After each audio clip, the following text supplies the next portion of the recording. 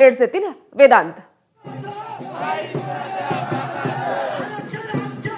श्रुती, आपण दाखवूया की कशा प्रकारे आझाद मैदानाच्या आतमध्ये तयारी करण्यात आलेली आहे। आझाद मैदानामध्ये सगळे हे कार्यकर्ते आंदोलक जमायला सुरुवात झाली आहे। जरांगे पाटील यांची ते सगळे वाट बघतायत आणि इथे व्यासपीठ तयार करण्यात आलेला आहे। जो स्टेज आहे त्या स्टेजवर मनोज जरांगे पाटील यांच्या बसण्याची व्यवस्था केलेली आहे आणि काही मोजके लोक या ठिकाणी जरांगे पाटील यांच्या सोबत बसतील।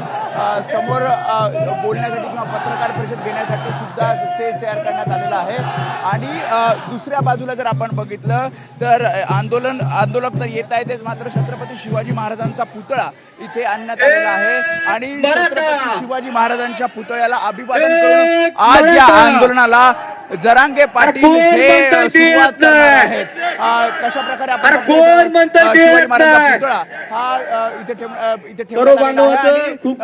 जरांगे पाटील येतील शिवाजी महाराजांच्या पुतळ्याला अभिवादन करून जातील। आता सध्या आपण बघतोय उत्साह एकमेकांचा वाढवला जातोय या सगळ्या आंदोलकांकडून आणि घोषणाबाजी सुद्धा आपल्याला पाहायला मिळते। संपूर्ण आझाद मैदान 5000 ची खरं तर अट ठेवलेली आहे, मात्र आताच बघतो म्हणजे जरांगे पाटील अजून आलेही नाही तरी आपण त्या आधीच हे सगळं आझाद मैदान पूर्णपणे गर्दीने भरलेलं पाहतोय। शिवाय पाऊस अजून मधून पडतो, त्यामुळे चिखलात सुद्धा बसून इथे सगळे आंदोलक तयार आहेत। कुठून आलात तुम्ही? पिंपरी चिंचवड। तुम्ही? छत्रपती संभाजीनगर। 5000 सांगितलंय, 5000च जमतील, पण मला असं वाटतं आता 4-5 हजार तर आत आणि बाहेर आहेत। कसं होणार आहे मॅनेज सगळं?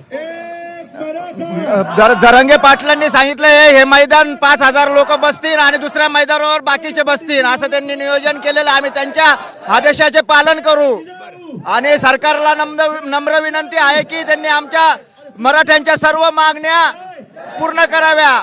दोन्ही उपमुख्यमंत्री और फडणवीस मुख्यमंत्री। तर आझाद मैदानाबाहेरून आपले प्रतिनिधी वेदांत नेब आपल्याला या संदर्भातले सध्या अपडेट्स देत आहेत। अजय, वेदांत आणि सूरज, तुम्ही सोबत राहाच। तुर्तास एक बुलेटिन मध्ये छोटासा ब्रेक घेतोय या दृश्यांसहित। बघत रहा एबीपी माझा।